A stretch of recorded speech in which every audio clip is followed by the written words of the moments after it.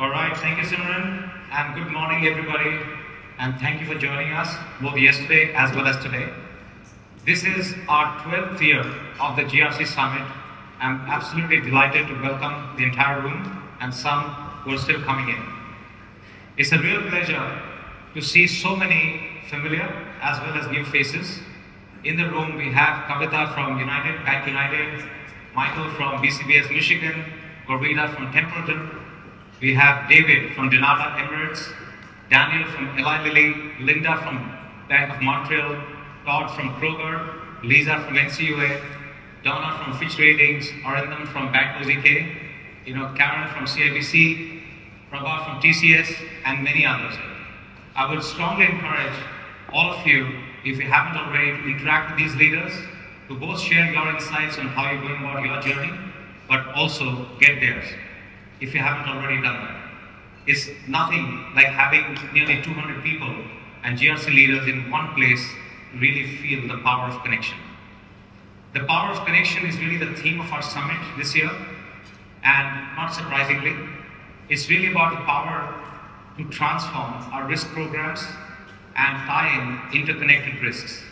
It's the power to connect with evolving technologies, we heard a lot about that, to build resilience in your businesses. And most of all, the power to connect with each other and learn from our best practices and collaborative approaches, and this room and the community beyond that we serve, can help you with that. So let's really get started. A year ago, when we were in Miami at our GRC Summit, and many of you were there, I really talked about how we were living in absolutely unprecedented times and how the strongest leaders and leading companies had emerged from that. We were living through massive shocks, the aftermaths of COVID, global trade conflicts, wars, bank failures were rumbling through the US and other parts of Europe and the world, and driving inflation and high interest rates. Supply chains were being disrupted pretty rapidly, and headline cyber attacks and hacks and breaches like Colonial Pipeline and SolarWinds were shaking our infrastructure, critical infrastructure as well. Today, a year later, all the above are still pertinent, and a few more have come to the force. If you look at it, AI has taken center stage with generative AI dominating headlines across the news, across the world, across the Congress, all of that stuff. We've seen the Middle East conflict has added new dimensions. Misinformation campaigns, especially around elections, are creating uncertainties, and new methods of breaches and ransomware like the Ascension Health are on the rise. There are countries that are on the verge of collapse and going bankrupt, and that's causing social upheavals in many countries. Climate upheavals are also on the rise and more accelerated. The latest World Economic Forum report that just came out reveals a world plagued by a duo of dangerous crises, climate and conflict. These threats are set against a backdrop of rapidly changing technology and economic uncertainty. So it's not all doom, by the way. This has been happening, and we have to keep evolving as we go along. So really what we have to do is, how do you respond to interconnected and accelerating risk? I think we're all sure that change is going to be constant, it's not going to stop, and that tackling interconnected risks is going to be a very, very critical approach that we all have to take. In fact, when we founded MetricStream in the mid-2000s, it was really in the midst of massive systemic turmoil that was happening, and with a vision of really making multiple stripes of risk connected. We were slightly early for our times at that time, but that was the right answer then, and it's the right answer now, even more critical today, as risk and regulations are continuing to change and rapidly increase. Even if you look at the regulators, for example, even they are now pushing for integrated risk management, integrated GRC. Look at the regulations coming out of Europe that are stronger, and they're pushing more, like the PRA operational resilience. You look at DORA, you look at the EU Cyber Resiliency Act, the UK Corporate Governance Code, and many of the US regulations that are emerging are really guiding and forcing organizations to bring operations, cyber, third-party, continuity, compliance under one resilience umbrella. And this is not going to change. Just as an example of interconnectedness, if you look at a vulnerability in a seemingly insignificant IoT device, in a healthcare company or an energy company, which is powered by a third party, if a single hack in that insignificant device happens, it creates cyber risks, it creates operational disruptions, it creates financial losses, regulatory fines, and business impairment. The Ascension Health, if some of you followed the breach that had happened a few months ago, it shut down hospitals. It really shut down the hospitals. It stopped all ambulance services, other patient services, billing systems, insurance settlements, all at the same time because of one single breach. And some of these services are still not up after literally 3 months. So that's both the impact and the connectedness of risk that we see.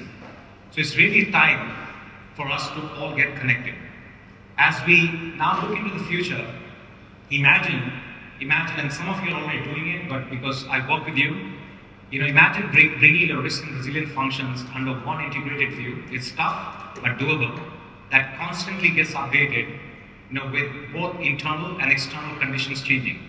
Imagine all your regulations and regulatory changes are at one place with instant updates coming in. Imagine your cyber risk is available to you on a streaming basis with real-time intelligence and visibility into your entire internal and your third-party networks. Imagine if you had instant access to how market volatility and including macro and micro conditions can impact your business. And all of this can provide you a business intelligence and a decision intelligence framework to both prevent but also predict what and how you can make your decisions. That is where GRC and connected GRC is headed, looking at risk strategically and as a competitive advantage, a business driver, not just a cost driver. And that means not just managing risk, but also thriving on risk. And that's a journey that many of our customers, many of you are on. For us, there are 3 phases in the maturation phase that we're seeing in our customer base, in organizations, whether they are businesses, they are banks, they are regulatory agencies themselves who are trying to manage risk. The first really is about managing risk, as we call it, where the first step is to get risk, compliance, audit, cyber, third-party programs through common taxonomies, libraries, leverage workflows, so that you can leverage the work that one group is doing, and really initiate some of those things. The second phase, where companies are heading to, and many have already headed to, is what we call embrace risk, where they get enterprise visibility by integrating your transactional systems, your vulnerability and threat systems through continuous monitoring, and also actively collecting observations from the front line. Remember, frontline is an extremely key component. Most organizations do not necessarily tap the front line for risk intelligence or compliance intelligence.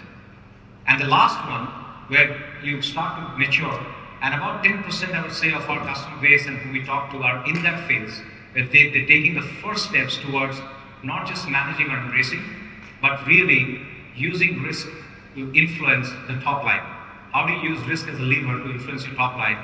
And this is where risk and compliance professionals start to sit on the strategy table and define with the chief revenue officer, with the CEO, how business decisions could be made. I have great examples of risk officers actually that we've talked to that have really advised their businesses to take more risk versus lesser risk, okay, and to power up the top line or gain a certain competitive advantage in a particular territory, geography, or a product function.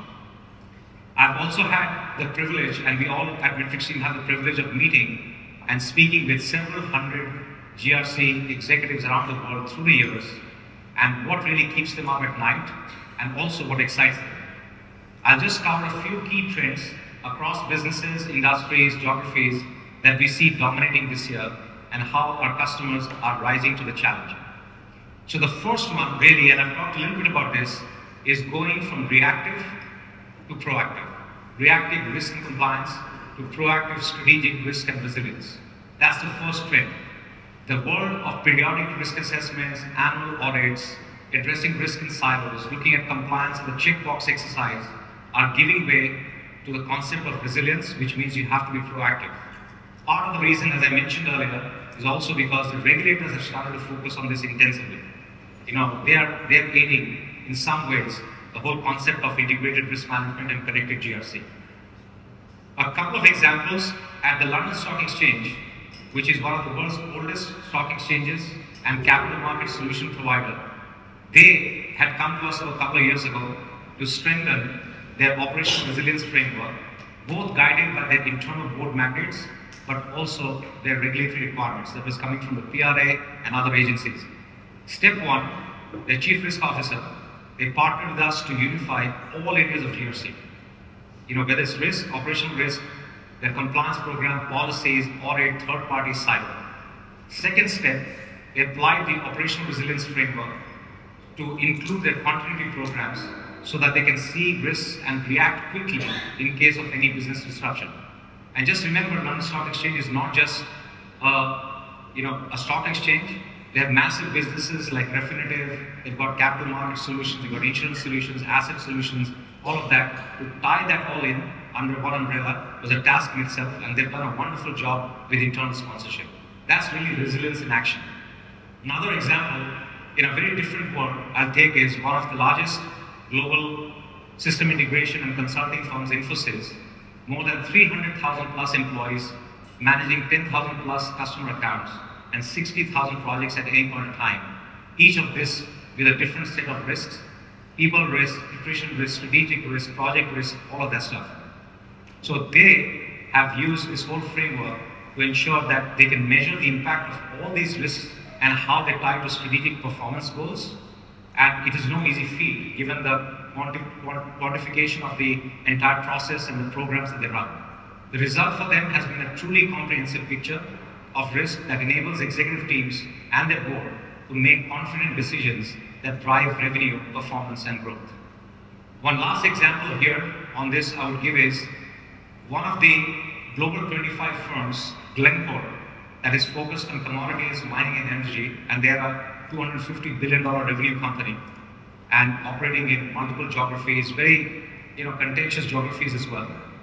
They had to respond to some significant corporate compliance and regulatory compliance incidents.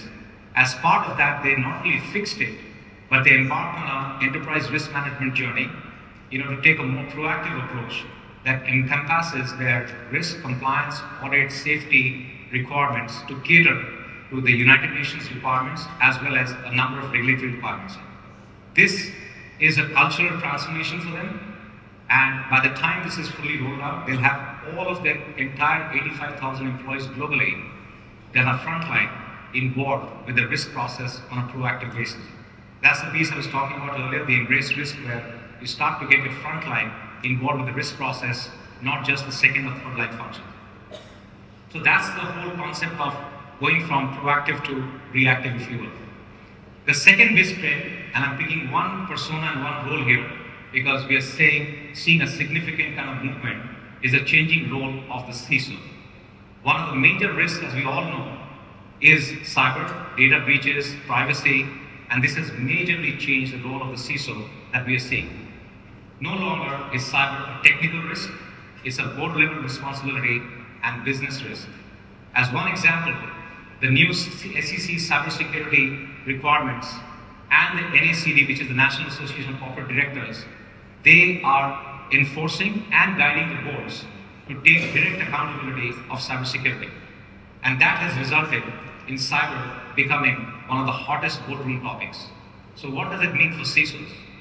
The role of CISOs is shifting from reporting to CIOs and CTOs, and now in many organizations it started to fold into the chief risk officer, the head of compliance, or legal, depending on how the organizations are structured. And it's a very important move. Okay, and that today, if you look at it, has the CISOs now have to communicate in business terms to business leaders and senior leaders and boards in clear financial and actionable measures. Boards don't understand 2,000 vulnerabilities and 20,000 threats. They do understand, okay, this is the top 5 risks. This is the impact, this is the dollar value we have to spend to mitigate the risk, and this is the quantified amount. The stakes are high, and CISOs are being tasked both to protect but also to communicate in business language, and quantification of cyber risk is on the rise. CISOs are becoming risk professionals, like I said, versus security professionals, and that trend is going to continue in our opinion. As an example, at Franklin Templeton, And at Petronas, and we have people here from those teams, the CISO organizations are reporting to the Chief Operating Officer or the Chief Risk Officer in these cases. And as cyber continues to escalate, the role of the CISO is going to become more essential, more integrated, more central, and more business oriented. The third trend, and we all are exposed to this, is the rapidly exploding regulations. Compliance and regulations have become a little stale, a little boring about 5 years ago. It's keeping us on our toes now, day in and day out. This is a common trend. Regulations are continuing to speed up and evolve globally. Sometimes these regulations even conflict with each other, like privacy, the whole concept of nationalization, that's kind of rolling through some of the countries. There are conflicting views on how regulations need to be handled. According to Reuters, there are 250 regulatory changes every day, 250. And this is just in a couple of industries. As you see, DORA, the Digital Operational Resiliency Act in Germany that came out of Germany for the EU will go into effect in a few months in January of next year. And it's really aimed at looking at organizations looking at their entire program of anybody who's doing business in EU companies, of course, to safeguard their digital assets against cyber attacks. But guess what? It cuts across multiple themes of risk. In the US, the new cybersecurity requirements or rules that have come into effect, are really calling out for cyber readiness for public companies. It calls for immediate disclosure of cyber incidents, of board readiness, so that the impact can be shared, and also, other companies can start to avoid that through the centralized reporting function within the US SEC.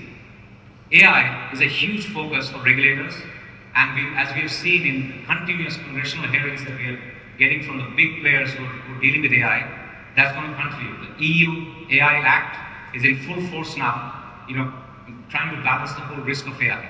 And these are just some examples.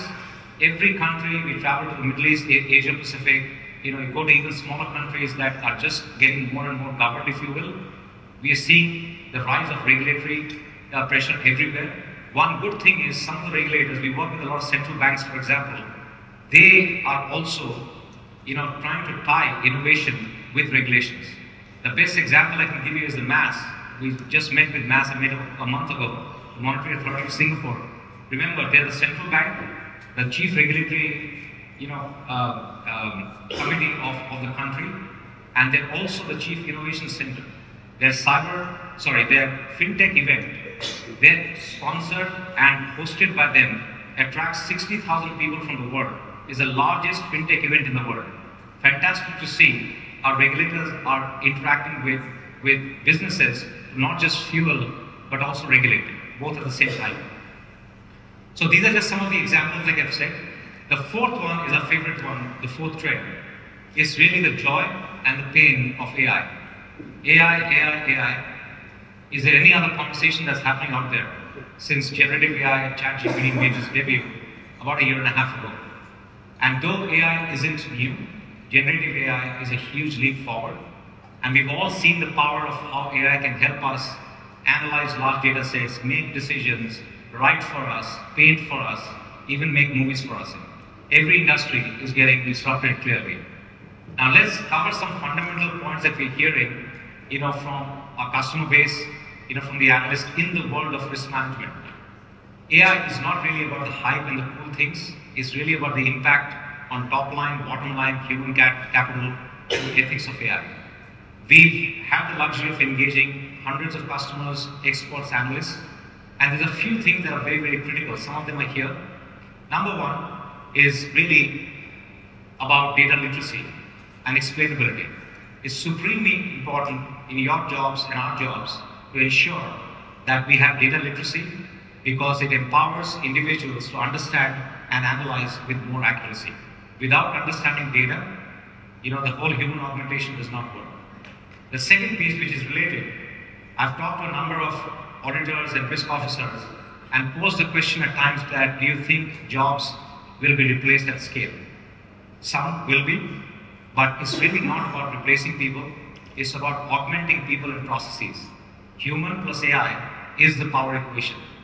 As an example, we've implemented some of these things where AI in our third-party application or products can analyze questionnaires and thousands of PDFs, huge data sets, which is a very manual, tedious task.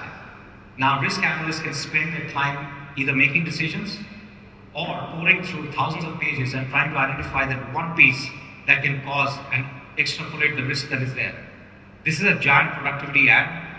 AI does and can help you uncover hidden points, but you have to add the insights. The fourth and the final thing here is actually AI driving connected GRC. This is a very important one. I'm pretty sure that every one of you, okay, in any function that you're in the risk world, or the compliance world, or the audit world, is thematically trying to drive connected GRC. You know, what we are seeing is that AI can actually accelerate that, because if you do not have a connected strategy across the first, second, third line of defense on your data, on how AI will be leveraged, that's the first point that you have to do, to understand the process and have AI run through the entire process and the data across the enterprise to be able to leverage that. And I do feel that AI will actually trigger an acceleration of integrated and interconnected GRC. Last thing here that all of us know, one of the biggest areas of focus is clearly that's emerging is governing AI. Whether it's bias, whether it's ethics, whether it is data quality, whether it's data integrity, all of that, governing AI is suddenly, in the last 6 months, almost every customer of ours is talking about how we can help with that. It's really very similar, but much more chaotic, complicated than the classic model management, that many of the banks and even other organizations have followed. But this is going to come to the fore, so we have to all start thinking about, and this is going to come faster. We've had situations where technology investments have been blocked because there's a word AI, okay, in the vendor terminology, and there's suddenly a AI governance committee, okay, that doesn't know yet what to do and how to look at this. The regulators are breathing down the neck as well in terms of how they are going to look at explainability and all of that stuff. So that's really, governance is going to be a key function in the core of AI. All this is to say, AI is absolutely amazing, particularly generative AI, and probably the biggest tectonic shift since the internet happened. We just have to manage its risk carefully, but in this case, I think the joy will supersede the pain. The last trend, which is very personal, is really upskilling for success. This is extremely important as technology, as the economics starts to shift fundamentally. All that we've talked about in the last 15 to 20 minutes is very important how GRC leaders have to expand their skill sets. There is a rapid evolution happening. Technologists and security professionals have to really understand businesses and the business. Business professionals have to understand technology. There's no option, because you're exposed to that day in, day out, and a very important part of your business is becoming digital, and therefore you have to understand the core of how technology operates. Every function is going through this evolution, and from our vantage point, we see the customers widening and deepening their skill sets. We are seeing, like I'll give you an example, one of our sponsors, he was the CISO of Morgan Stanley. He was appointed a couple of years ago as the operational risk head of Barclays. So that kind of transitions are happening, but for that, the skill sets, the learning, the whole curiosity around the entire business has to evolve. I had the opportunity, a wonderful opportunity last week in New York to meet with James Comey, the ex-FBI director.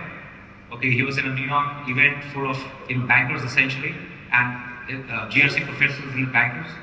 And we talked a little bit about the evolving role of assurance functions. Prior to being at FBI, he was actually the head of audit and compliance at defense companies. So he was, really a third and second line function person, very articulate. And he gave a great analogy that I took back, of businesses and the world and the organizations really being a castle. All the business people are inside the castle, cooking and creating the businesses, creating growth. And then there are walls and the moat in front of the castle, and there are people on these walls that are guarding the castle. That's all of us here. People inside the castle, and I'm sure you face it, are often asking, what are these tens or hundreds of thousands of people behind the walls? What's their job?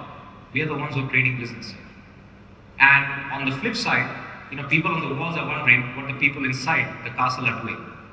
Now, one of the advice and recommendations he gave to everybody in this changing, what I call upscaling, is to ensure that the way to create synergy between businesses and the second, first, third line of functions is really that many of the people inside the business do not see the thousands of arrows and the bullets that are coming at the castle.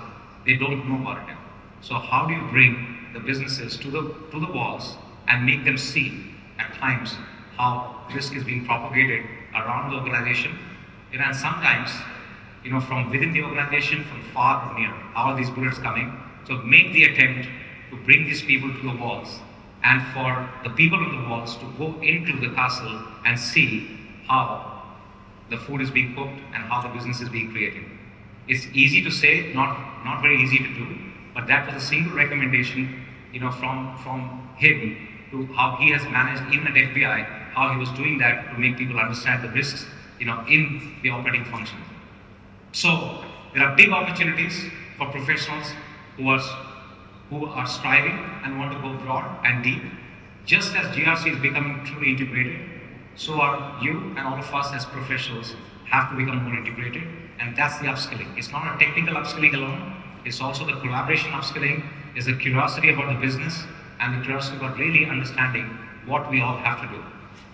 With this, I want to invite a couple of our customers who have been on this journey for a quick soundbite and a short set of questions.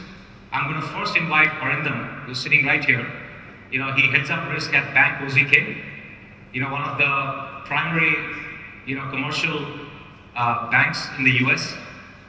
And Arindam, sorry, I'll wait for you to come on stage. So one question, we've talked a lot about these trends, and I've talked to you, a few times about how you've gone through your journey. But one of the big things is that regulations, coming to the force. And how are you managing the whole changing face of regulations, both in your domain, but anything that could be coming from the side as well?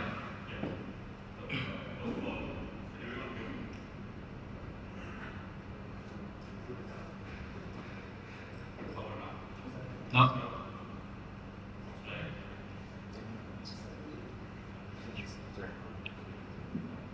Can everyone hear me? So first of all, morning Gaurav, morning everyone. Glad to be here. This is our second time as a bank attending the MetricStream conference. So really happy we are here. It's we live in really interesting times, especially after we had the kind of the banking crisis last year. There was a lot of there was some news about a few banks, and we all know the names, whether it be Silicon Valley or Signature or First Republic. What happened after that crisis was it felt like the regulators, they were active after the great financial crisis, but felt like they got an impetus and they all of a sudden woke up. And what we are noticing, of course, as a bank, we are unique, and I think every organization in the universe thinks of themselves as unique. Our uniqueness is because of our commercial real estate lending, and there's a lot of buzz around commercial real estate now. What we are noticing with regulation is, like you mentioned, Gaurav, the regulators are truly connecting the dots now. So for instance, if we have a regulatory exam related to credit risk, they'll talk to us about the resilience of our credit infrastructure. They'll talk to us about, of course, the underlying models and data. They'll talk to us about various facets of market and liquidity risk related to our credit exposures. They'll talk to us about capital adequacy, liquidity. So, if we as an organization don't think about breaking the risk silos, the regulators will do it for you, and you lose control. So those are some of the things that we are kind of trying to deal with proactively, which is why we kind of transitioned to MetricStream a few years ago, so that we're not looking at risk in silos, right? We are looking at sort of the connectedness between the possible risk categories and some of the synergies that we can kind of gain out of those sort of interconnected view across the various risk tracks. Well, thank you, Arindam. And I know that it's not been easy. You've gone through a lot of cycles in this in the past, but glad to see you, making progress on that and then dealing with the regulators as well. Thank you. We're really happy to be a part of the MetricStream family now. Took us a while to get here, but we're happy to be here. Thank you. The next person I'm going to invite is a larger bank out of Canada, Bank of Montreal, and Linda's here. She has been an anchor for their audit program, and when I've spoken to her over the last few years, it's quite fascinating. Remember the last sprint we talked about upskilling and the role of audit. Linda, please. It'll be great to understand from your point, and you've been an anchor for BMO for many years, handling the audit programs, going through the modernization. What is the biggest things you've seen from a role evolution and upskilling perspective? One, and then we talked a little bit about how the third line is interacting more with the second and first line to be able to bring that together. But more importantly, the roles evolution. So I think everybody here feels the push to do more. Our regulators are looking now to get full sets, not just samples. We definitely see a bigger partnership with their second line, pulling in information to do our risk assessments based on data first and opinion second.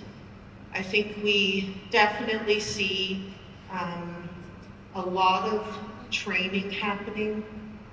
We are increasingly making sure our auditors have more information around all the different risks, more technology, cybersecurity, that kind of thing. We bring in a lot of our second line to help with those discussions when we do our audit planning. I think for us, we are bringing in lots of data to make sure that we can get a full view of things. When we go through and do our audits, we are continually learning by connecting with other MetricStream users. We do it quarterly with some financial institutions. I think that's really been a big help. And we're going to see more of that, I think. We have 300 auditors, and training becomes a big thing, and their use of the system keeps expanding. Thank you, Linda, and thank you for being an anchor. Thank you.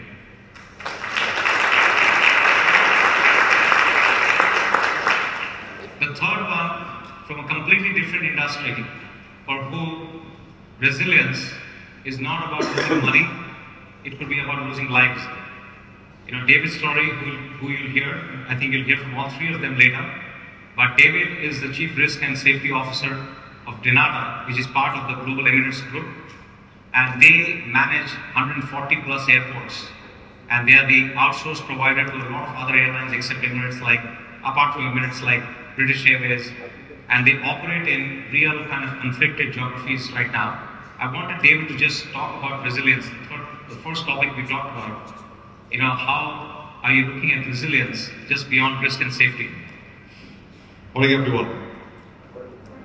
I'll be singing later, so don't worry. Thank you, Gaurav. I think this is the third or fourth time that I've attended, or we've attended, shall we say, the GRC Summit. I think in very simple terms, one of the big challenges we have within the company is volume and scale.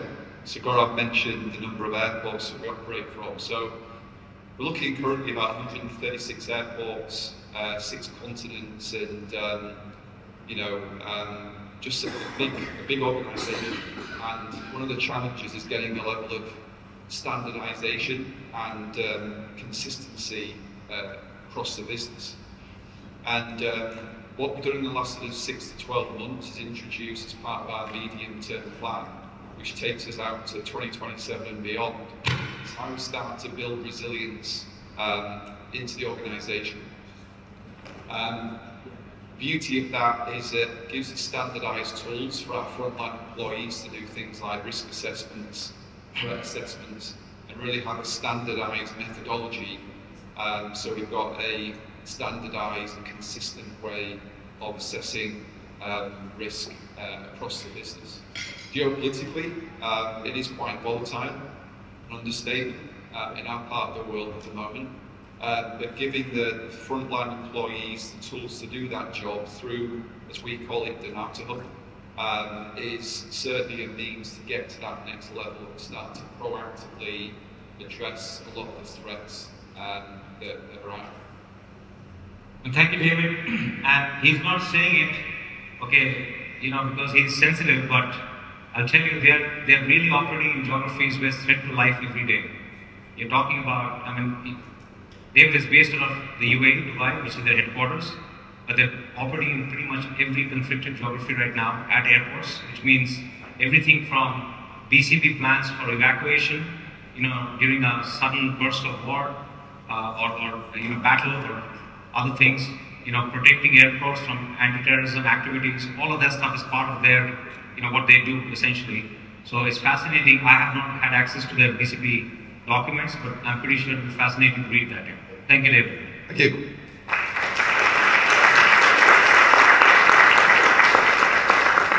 And there are many other stories that I'm sure will be shared today and was shared yesterday as well. So what does this really all mean to you to wrap up here? I've shared a lot. Let me just close with a few points, a little bit of information, MetricStream, and where to go next year. So first, risk management can no longer be viewed as a cost center, should not be viewed as a cost center, or a tactical function. We have to embrace strategic risk management, and you're seeing some of these stories emerge here. As public business failures, data breaches dominate the news, we do have the opportunity to be at the strategy table. We do have the opportunity, and we have to take charge of that opportunity to be at the strategy table with the CEO, with the CRO. CRO is the Chief Revenue Officer. There are two names for CROs, and other business functions.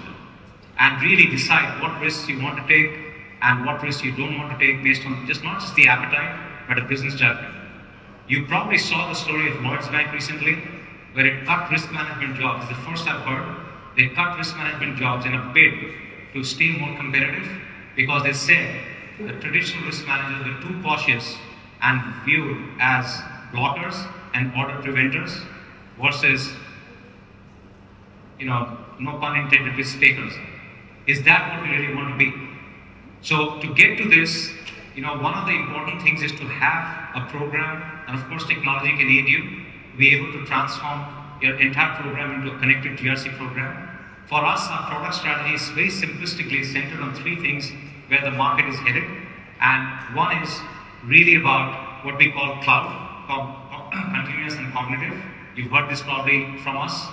Cloud is very simplistically providing a simple user experience, a simplified user experience that brings you data in real time. It's not about where you're hosted. It's really about providing us very simplified user experience, to be able to get to what we need to get to as soon as possible. Continuous is about real-time connectedness. I talked earlier about the embrace risk and really testing of your controls at not sample sizes but at scale, but doing it continuously versus periodic. And cognitive is about AI-centric workflows and quantification with really predictive capabilities, which allows you to have a connected GRC program and will help you tackle interconnected risks. Later in the day, 2 sessions later, our executive chairman Gunjan and co-founder, and also Prasad, who's a co-CEO, they'll be talking a little bit more about the 3 C's and how we're evolving in the world of AI as well. Last but not the least, we are really on our journey. We are decent size. We are a company of about 800 employees globally, 14 plus years, in motion and in the leadership quadrants, etc., etc. We have over 1 million people who are using the application across our customer base. And as you know, we have 3 primary business lines. One is business GRC, one is cyber GRC, and one is ES GRC. That's the 3 epicenters of our program. But most importantly, if you go to the next one, is really about serving our customers. And we are on our journey to serving our customers. Is sometimes rocky because GRC is not easy, but we're absolutely committed to serve our customers, our employees, partners, stakeholders, and really continue to lead the GRC market and stay ahead of it. This really means providing value on multiple fronts, whether it's value-driven engagements, whether it is an exceptional product experience, or it is really powering GRC ecosystem and getting people together like we're doing here. So in summary, change is not going to stop. It's not original, but it's true. We must all rise to the occasion, adapt easily, and even upskill so that we are adapting to the needs of the market. And we can do this by changing our mindset, going from the reactive checklist based to really a proactive one that not only embraces or manages risk, but really thrives on risk. So thank you for your time today. I always come to these summits and walk away. Can you hear me? Yeah. Always come here, energized, inspired, sometimes disrupted, and ready for the next big adventure. Hope it's the same for you, and I look forward to meeting many of you today as we go through the day. Thank you.